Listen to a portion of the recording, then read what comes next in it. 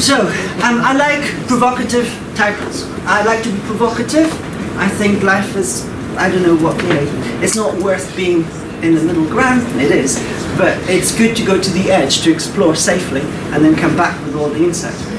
So, this is a critique of where I think social psychology, where I see social psychology going, at least mainstream social psychology. And please do acknowledge that I am seeing, and I admit, that I am a mainstream social psychologist.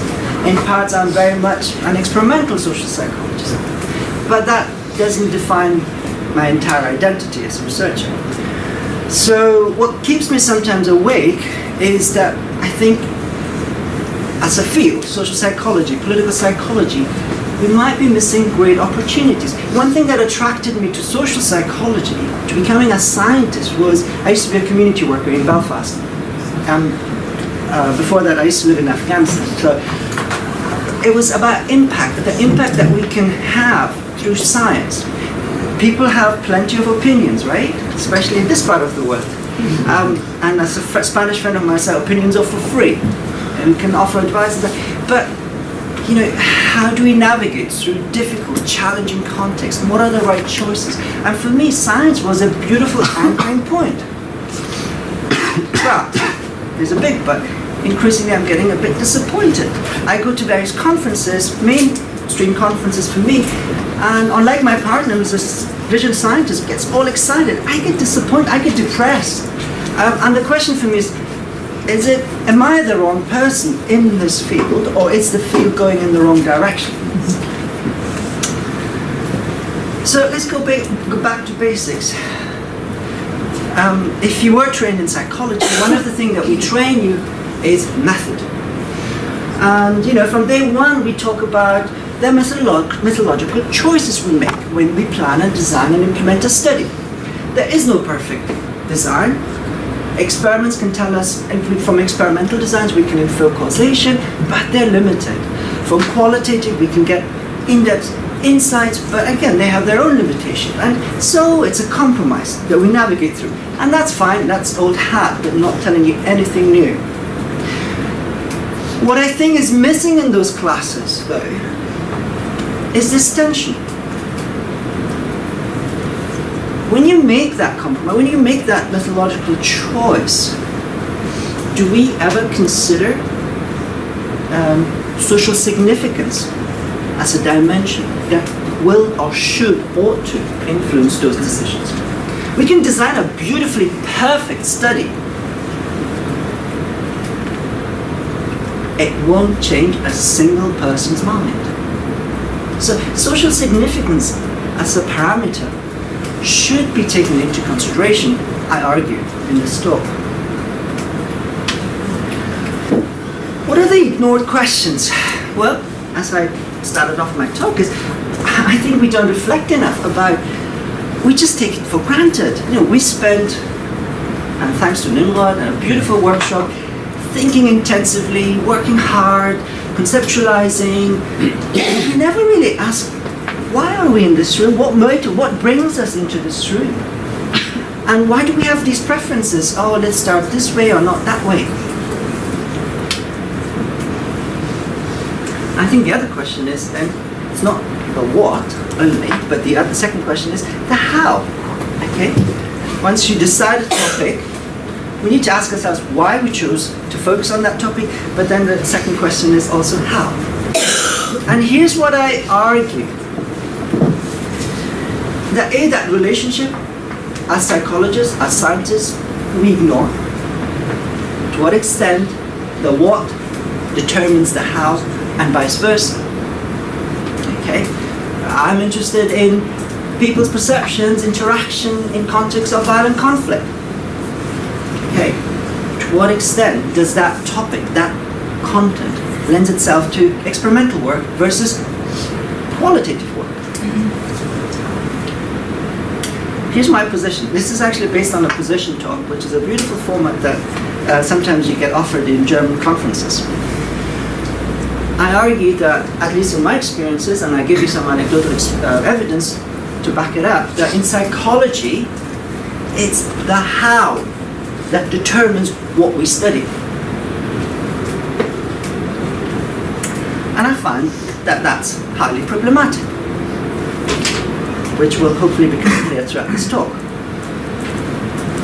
I don't think this is a particular problem for psychology. I think different disciplines have the same issues, and they kind of resolve this tension in different ways. But given we are in social psych, so I'm going to explore it through that perspective. And I also argue that because the how determines what we study, it discloses a bias, a partiality that we have within psychology for a particular set of methods. And to put it very simply, I think broadly, mainstream social psychology prioritizes for our studies, for us as scientists, to be able to prioritize, to design beautifully crafted studies. So it's internal validity. Don't worry about what it means for the real world, if anything. Don't have ambiguous results. Have a clear, straight pattern. Look at our flagship journals and what they publish. Okay? Now, that's in total contrast to the reality of people, because it's messy. And of course, hard inferences. Just because you've used experimental design, there may be multiple confounding factors. So inferences can't be inferred. Sure.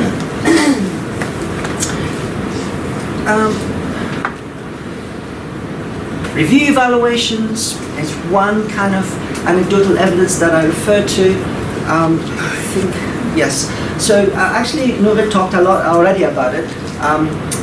There was a study by Bruno and Sachs where they looked at perspective taking, but introduced also this notion of perspective giving, and they studied it here. And what we were interested in was to take that study, take those concepts, and in 2014, when this part of the world was going through a heightened period of conflict, to essentially ask ourselves, well, when you ask someone to take someone else's perspective, when you ask Israelis to take the perspective of Palestinians during a heightened period of violence, what does that do? It's clear that in safe labs across America and the Western world, in peaceful contexts, people are so amazingly able to take one another's perspective, but what happens actually when you study that in the real world while they're essentially shooting at each other?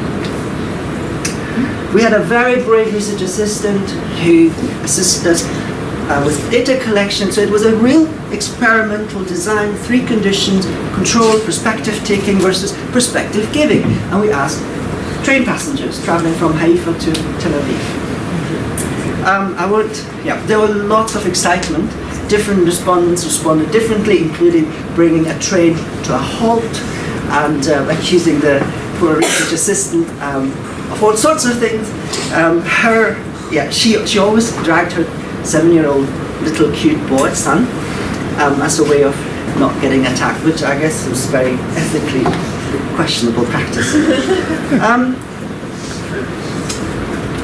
Let me tell you the story.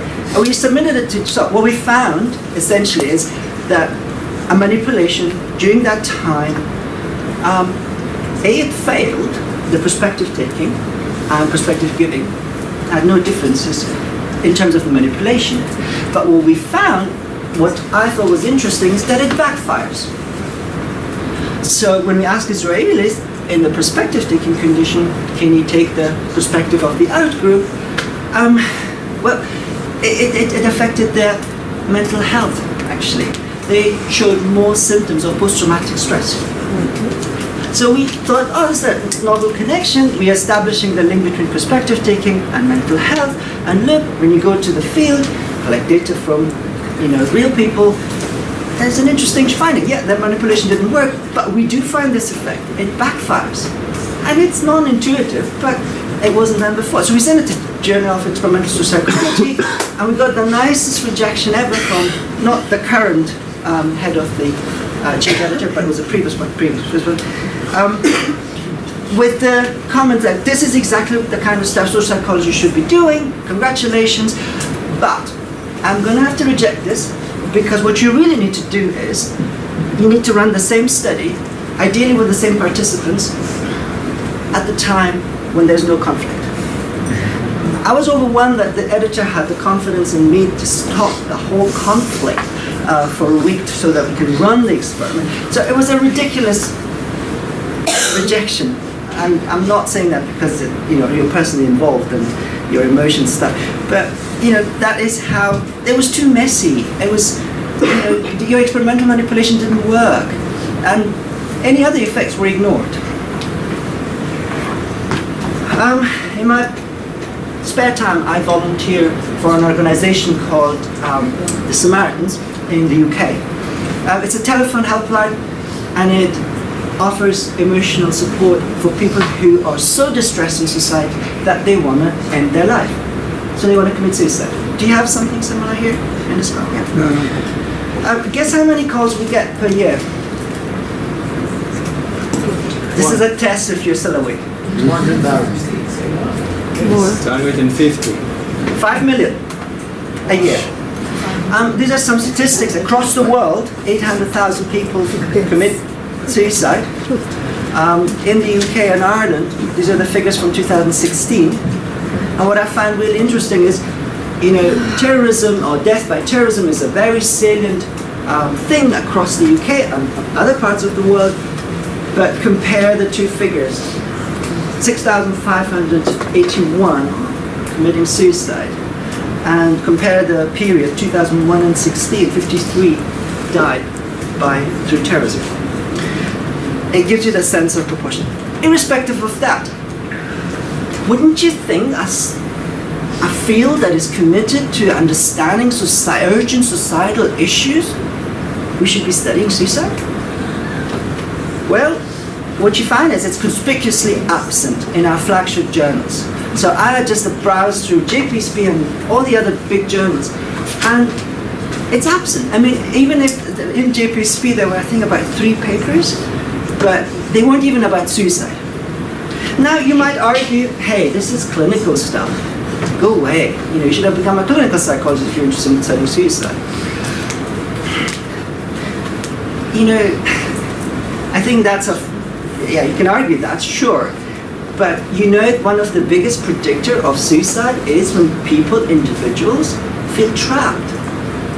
If they've taken loans that they can't pay back, or if they've been gambling, or if they've been divorced. Those are all social, societal structures that lead to feeling of entrapment and self-harm. I think there's even a more perverse reason why such topics such as suicide are absent. It does not lend itself to experimental manipulation. It would be unethical to do that anyway. Sorry, I have a weird sense of humor, I guess. On to a lighter project or topic. This is, I told you that I study forgiveness. I came across this paper. It was forwarded to me actually by someone. It's like, you might be interested in this work. This is really cool. Social psychology, personality science, 2014. Amazing researchers, probably got public money to do the research. Very smart people. And the title was The Unburdening Effect of Forgiveness. Essentially what happened was they brought participants in the lab, one condition, recall a time when you did forgive somebody when they hurt you, and the other condition was when you didn't forgive the person. Then they were dragged outside, and the task was jump as high as you can. And what they showed in the first study is that, well, if you were in the forgiving condition, they jumped higher. This is the unburdening effects of forgiveness. In the second study, they did the same manipulation and then dragged people outside and in front of a hill, steep hill. And they said, guess how steep this hill is? And again, if you're in the forgiving condition, you underestimated the steepness. Now, I don't know about you, but if you're interested in understanding the psychological experiences of victims and perpetrators, if as a field we ought to make policy recommendations, I am speechless actually, but I don't know what to infer from this. I don't know when I work and meet victims, I don't know what, I fail to think of any kind of policy implication or consequence. So inside. Now, I do raise my hand and I want to clarify, this is not for me to gain the moral high ground. Look, I do, and so should you, especially junior colleague, play by the rules. You need a job, right? You need to earn a living, and so I do appreciate, especially for junior colleagues, but probably also for senior colleagues, there's an expectation, there's to publish, the pressures of grant raising, and so forth and so forth. So I do empathize, but I do think there's a resolution. So let me just clarify again. What I'm trying to say is that for us, it seems that in social psychology, methodology has become ideology. And that's a big problem. We, the publishers, the reviewers, the editors, they prefer certain methods more than others. I'm not telling you anything new here. But it limits the scope and the content of what we can study. It limits us in terms of what we can offer to society. And after all, we get paid through taxpayers' money. Our grants are funded by them. It's asocial and a historical as well. And psychology talks to itself. This is why I get bored at conferences. Oh, bored is right. I get depressed. It's self-exclusionary. And I already mentioned that. So, I want to clarify, and this, I'm coming to a close as well. I'm not arguing in favor of, just everything counts and go and do whatever you need to do and everything is wonderful. It's not. So I am in favor of rigorous methods, studies that are both are internally valid but also have some implication for the outside world. But I don't, and I want to resist that, and it's increasingly difficult. Even if I've got a permanent job and I know that my colleagues are nice, my school is nice enough that they won't sack me if I'm not as productive as this, there's a comparative dimension within us. You just see left, right, and center. They publish 10 papers in a year, and you barely scrape 2 or 3. So it leads to dissonance and discomfort. But I think we got our priorities wrong. I think we are giving way to quantity over quality. And again, if you're interested in having impact, in which we can have, if we choose to decide and study the stuff that we ought to study, that we're really interested in studying, that we mustn't disempower ourselves. We mustn't deprive ourselves of a sense of agency. Because look, there's so many questions and content that people even kill each other on behalf. We will never find out experimentally whether God exists or not. And yet it's a real thing for people. They kill each other because of that specific belief. Are there aliens? And so there are other silly examples that you can think of. This is really my last slide. I'm not saying throw away any methods and do what you need to do in favor of social significance. I'm not arguing that. But I think we need to think about that tension between those two poles, at least in the designing process.